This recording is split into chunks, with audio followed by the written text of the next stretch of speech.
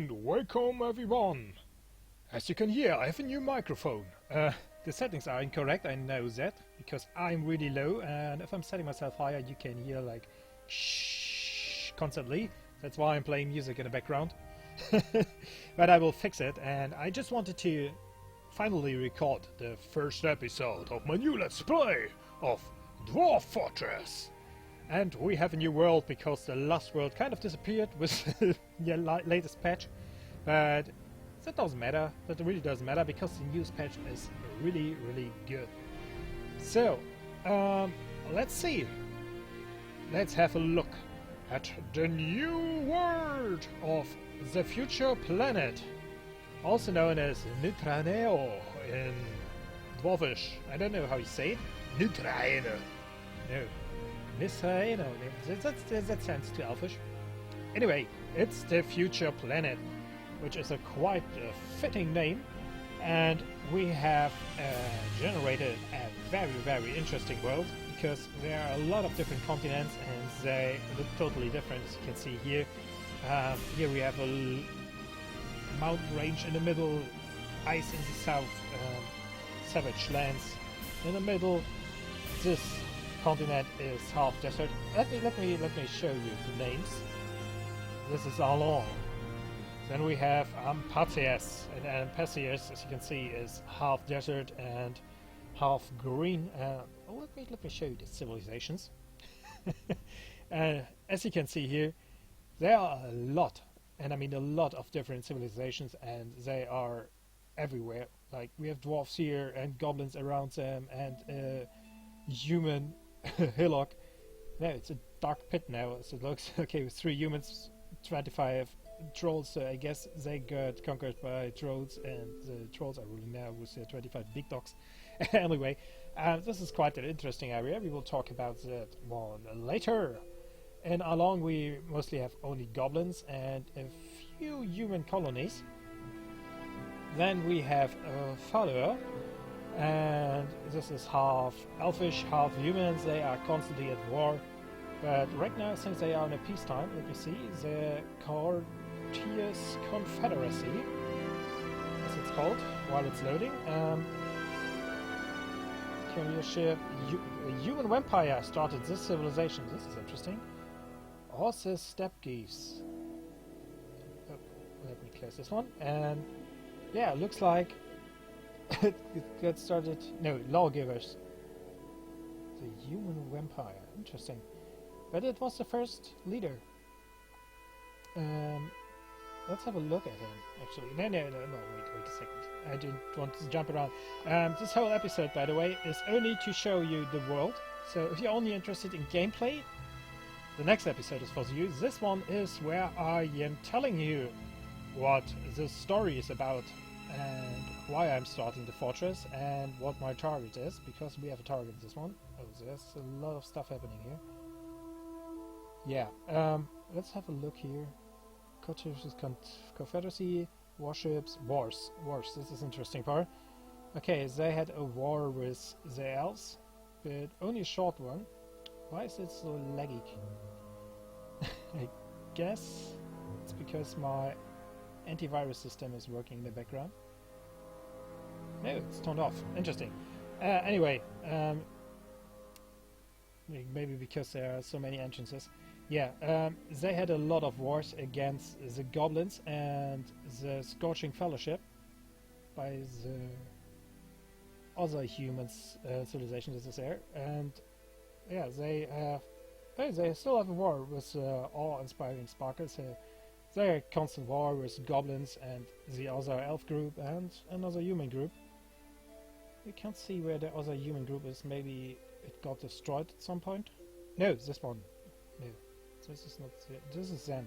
Okay, and then the Courteous Confederacy. Anyway, this is Father. This is the Island of Corn, which means red in Dwarfish, and I named it this way because of this red coast here, which could be clay, could be iron. I guess we'll find out at some point. I intend to play this map for a while.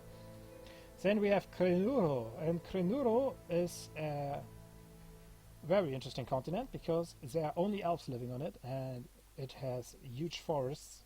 There is no dwarf to be seen near there. On the other side, we have quite a similar continent, just in bigger, and here we have the most of the elvish civilizations and dwarf civilizations, and only one human hamlet. It only has 83 humans, and it's not that interesting. So this area is called Eklamus. This is called the Slow Heights. Why the Slow Heights? Well, because we have 3 different dwarf civilizations here. We have the Greater Belts, the Vault of Seals, and the Helm of Enjoying. And we have different human civilizations, the Confederacy of Cradling, the Empires of Sacrifice, and another one which I can't see right now. It's Cradling. Okay. Anyway, so there are a lot of humans and dwarves, and the dwarves have claimed everything that is mountain related, while the humans are living in the lower lands. And they are peaceful, like there was never a war between them. Other than around here, in Soros. In Soros there was a war between humans and dwarves, but it was only a short one, and then they band together to kick the elves out. This is why there are so little elf civilizations around here. In the south of Soros we have a small goblin group and a bigger human group. So much for this country. Oh, also we have a lot of uninhabited islands, which will be interesting at some point, I guess. There are evil areas. Let's see if I can pop it up easily. Yes. Yeah, as you can see here, we have evil areas, which will be interesting at some point, I guess, for an embark, because this one here is on an island.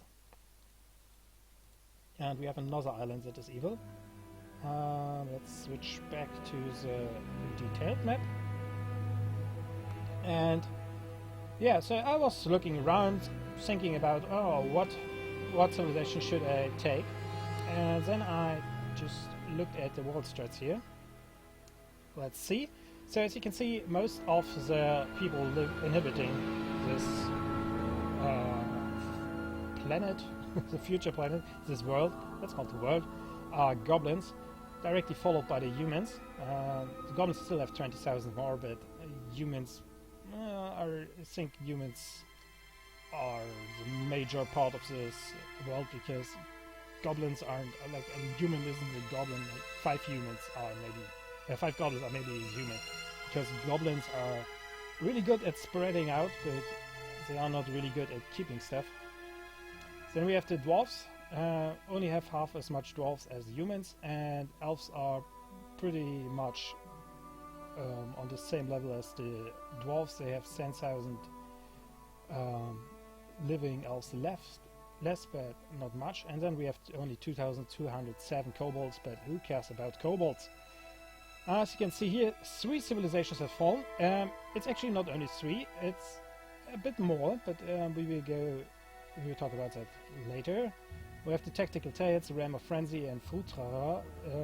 They just died off right near early years, like year 10 or so. They got destroyed. And then we have the civilizations, and the biggest dwarf civilization is the Vault of Seals, directly followed by the Helm of Enjoying, which are the biggest civilizations, the big civilizations up here in the peaceful lands. Then we have the elves, and the elves have one really big civilization, and this is the Uncertain Sorting of Songs, which is on the eastern continent. And I think they live quite happily there. When it comes to the Goblin civilizations, we have the Scorpion of Targets. They only have 171 people left, not people, goblins left. There's a reason for it, and I will talk about it in a second. And then we have the Martial Cruelties, which is the biggest group, and that's the one that is kind of spread out all across the southwestern continents. They don't have a lot of sites, but they are strong numbers, as you can see here. And yeah, let's have a look at the humans. pretty much a normal spread, and goblins, no one cares about goblins, and not goblins, kobolds, no one cares about kobolds. They only are thieves, and they are savage, basically. You shouldn't care about the kobolds. Now, the interesting, and I mean the very interesting, Dwarf civilization is the Rampart of Ending, and this is the one that I want to play. Because as you can see here, they only have 21 dwarfs left. I'm confusing dwarfs with goblins. What's up with me today? I should drink the coffee. It's better already. I can feel it. So, what's this? A goblin baron? Huh. Why is that? Okay, let's see what they worship. Licord, mountains, jewels, Eater of Earth, volcanoes and fire, fortresses, war, chaos and healing, Milost, which seems to be like the god of war, Licord, the will of use, birth and peace. And yeah, they were only in a few wars against mortal cruelties, and as you can see, well, there were a lot of dead people, and well, in the end they got destroyed by the Scorpion of Targets. It's a small goblin group that I talked about earlier, which got started by the Eyeless Demon as best sweet-eyed. Oh, this is a secret, interesting. So I guess he turned people into monsters. That's a secret and still alive. And yeah, he was the master, and he's still alive. Death, disease, and suicide. Interesting. Let's go back to the demons, and as you can see here, they got into a huge war against the awe-inspiring Sparkle, which is the big, formerly big Elfish group, and they got mostly destroyed. So why are they interesting? Because if I have a look at these sides, like we have 3 sides left, this, no one is living there. This one, no one is living there, and we only have 1 left. And this is where the 21 dwarves are living. And yeah, it's led by goblins. And I toggle on sieves, you can see it. Because we don't have only the dwarves, we also have the goblin hillocks from the Scorpion of Targets and the Rampart that is called Body Course, and it was a hillock of the dwarves, and now it's taken over by goblins. So my idea in this let's play is, I mean the fourth fortress is that I want to take the Rampart of Ending, which as I said got destroyed in, when did we have the last Dwarf King? 27, and there are like 21 dwarves left from this civilization. Like they are the inner core, the only survivors of the dwarf, the descendants of the dwarf Tossi Klaspabor. And I want to restart the civilization, and I have to be smart about it, because as you can see we are surrounded by goblins. The mortal cruelties and the Scorpion of Targets, and as I said, the mortal cruelties are a pretty big civilization, and as soon as they find out that I am kind of doing my own thing, stopping these being slaves to the goblins and starting my own civilization, and they will come right after me. So I have to find friends and allies. And I could do that by starting around here, because I don't want to go too far away from my former home. So my first idea was that I could settle in the mountains somewhere, and that's not the worst idea, but I will be surrounded by huge goblin tribes. And if I'm loading my map here, region maps, Volcan, we can see that down here we have a volcano. What's saying, is white good? Is black? No, white are the volcanoes. So I could theoretically try to go to this volcano and bite myself into the ice and start a civilization deep underground nearby the volcano and have a constant source of metal. The problem then there is that I can't rely on trading with my old civilization because my old civilization is led by goblins. So I think I can go 1 or 2, maybe 2 years and say, yes, yes, we are starting a new fortress for your civilization, my lord. But they will find out sooner or later and they will declare war on me. So I need to be smart about it. And we have another dwarfish civilization up here that could be my allies, and we have one up here, but they aren't really big at all, and if they help me, I guess they will be shut down pretty quickly. They are also in a war with the, let's call them the South Goblins, the Southern Devils. I think I had a game where the goblins were called the Southern Devils. Anyway, yes, they lost a lot of kings, and they were in a lot of wars. Also, they are in a war with. They were in a war. It's 400 years ago that they were in a war, in the year 540 or 550. But yeah, they are in a war with the Cold Midnight, which is also a goblin group. So I don't think I can rely on them. So if I'm settling here, I'm in between 2 fortresses, but I don't think that they will hold out for long. And also I'm pretty near the northern desert, and desert areas aren't really good for surviving because you have no trees. Also, I don't have trees up here. This would also be a problem. So my thought is that I am relying on humans, which is never a good idea. I know. But maybe I can at least hold out like 10 years or so up on this island and then settle up in the south, and I have more dwarfs because, well, there are 21 dwarfs. There will be a woman in there, and she will have a lot to do because I want to restore my civilization. So my idea is to settle somewhere around this island and hope for the best, basically. And with the help of the Empire of Amazement, well, this is only a tower, was with 1,077 humans in it and 726 goblins, so this is a mixed. Oh, this is all, everything in here is mixed, but we have dwarfs in here. Maybe these dwarfs are the rest of our civilization. It's possible.